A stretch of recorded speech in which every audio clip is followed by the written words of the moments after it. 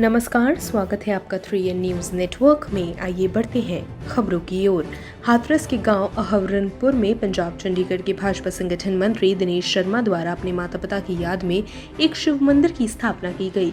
इस मंदिर की प्राण प्रतिष्ठा लोकार्पण में केंद्रीय मंत्री राज्य मंत्रियों का जमावड़ा लगा रहा। शुक्रवार के दिन लोकार्पण समारोह में शामिल होने आई उत्तराखंड राज्यपाल बेबी रानी मौर्य ने नारियल फोड़कर और फीता काटकर मंदिर का लोकार्पण किया।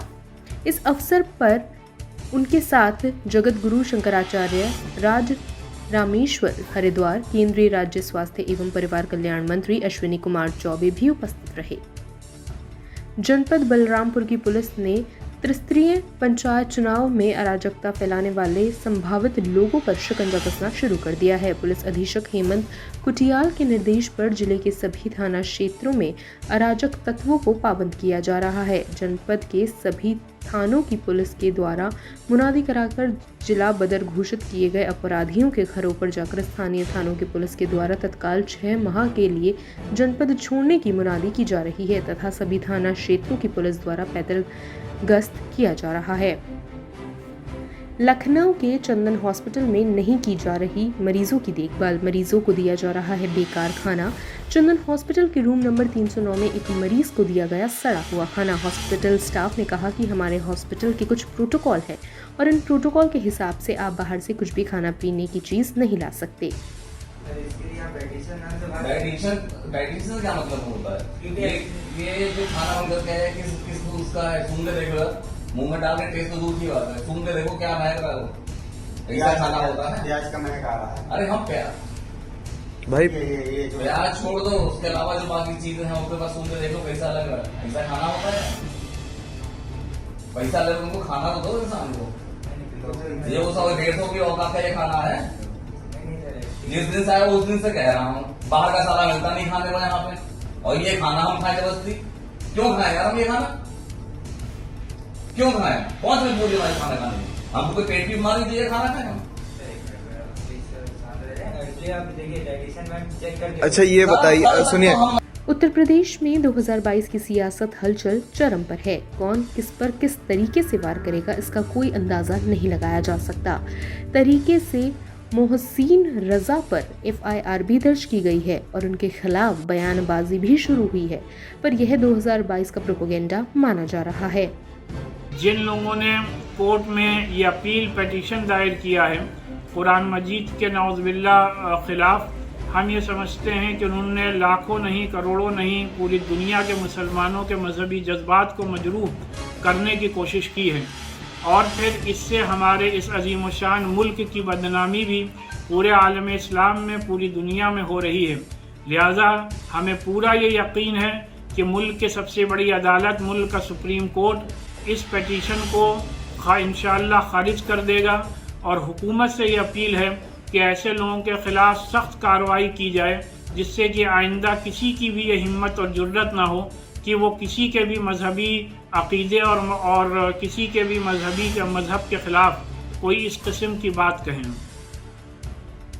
योगी सरकार में कहा जाता है कि इंसान सुरक्षित हो ना हो लेकिन गाय हमेशा सुरक्षित रहेगी, लेकिन सरकार के ये दावे फेल होते नजर आ रहे हैं। आए दिन कोई न कोई गाड़ी गाय तस्करी करते हुए पकड़ी जाती है।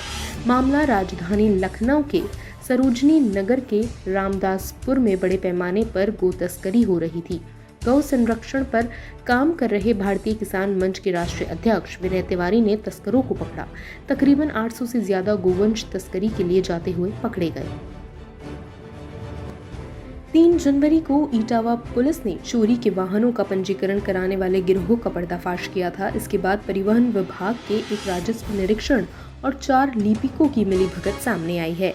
जांच के बाद इन सभी लोगों को निलंबित कर दिया गया है। ये लोग वर्ष 2015 से 2017 तक इटावा और औरैया जनपदों में तैनात थे। 8 जनवरी को परिवहन विभाग की उच्च स्तरीय जांच टीम ने शामिल उपायुक्त परिवहन मुख्यालय ML चौरसिया, उपायुक्त परिवहन आगरा JS तिवारी ने RTO कानपुर संजय सिंह के साथ मामले की जांच पड़ताल की थी। आम आदमी पार्टी के उत्तर प्रदेश प्रभारी और राज्यसभा सांसद संजय सिंह ने शुक्रवार को लखनऊ पार्टी कार्यालय पर आयोजित प्रेस वार्ता में जिला पंचायत सदस्य पद के लिए पार्टी के 400 उम्मीदवारों की पहली लिस्ट जारी की। पार्टी ये पंचायत चुनाव दिल्ली के मुख्यमंत्री अरविंद केजरीवाल जी के दिल्ली मॉडल पर लड़ेगी। और जैसा मैंने आपको बताया कि ये चुनाव इसलिए भी हमारे लिए महत्वपूर्ण है कि इसमें जो लोग चुनाव जीतेंगे उनके कार्यों को देखते हुए आम आदमी पार्टी आगामी 2022 के विधानसभा चुनाव में उनको प्रत्याशी बनाने के बारे में भी विचार करेगी। तो इसलिए भी ये चुनाव बहुत महत्वपूर्ण है हमारे लिए। और रामपुर की सड़कों पर साइकिल रैली निकालकर सपा अध्यक्ष ने भाजपा सरकार को करारा जवाब देते हुए कहा कि न्याय अभी बाकी है। आजम खान और उनके परिवार पर जुल्म किया गया, जिसको बर्दाश्त नहीं किया जाएगा। भाजपा सरकार लगातार सपा के लोगों पर हमला कर रही है। हम पर भी मुरादाबाद में हमला कराने की कोशिश की गई, वहीं बंगाल में भी ममता बनर्जी पर हमला किया गया। कोरोना संकट के बाद अब ये मौसम बारिश अन्नदाताओं पर कहर बनकर टूटी। बहरोड के आसपास तेज हवाओं के साथ हुई बारिश से फसलों को काफी नुकसान होने की संभावना बन गई है। बेमौसम बारिश ने किसानों की अच्छी पैदावार के अरमानों पर पानी फेर दिया है, जिससे किसानों के चेहरे पर मायूसी छा गई है। किसानों ने बताया कि गेहूं की फसल पूरी तरह से जमीन में सो गई है, जिससे एक तो गेहूं की फसल में पकाव कम होगा और फसल कटाई करने में परेशानी होगी और खर्च भी बढ़ेगा। साथ ही गेहूं के दानों पर भी दुष्प्रभाव पड़ेगा। जो बारिश हुई थी उससे किसानों को फायदा हुआ है या नुकसान हुआ है? फायदा तो नहीं हुआ, नुकसान ही हुआ है। उसमें नुकसान ये है कि अब धूप खिलेगी तो सिरसों की फली फटेगी, सिरसों नीचे बिखरेगी, इससे नुकसान ही है। गेहूँ को भी ये नुकसान है, गेहूँ लौट गई हवा से। खबरों में फिलहाल इतना ही। देश और दुनिया की तमाम खबरों से जुड़े रहने के लिए बने रहिए 3N न्यूज़ नेटवर्क के साथ। नमस्कार।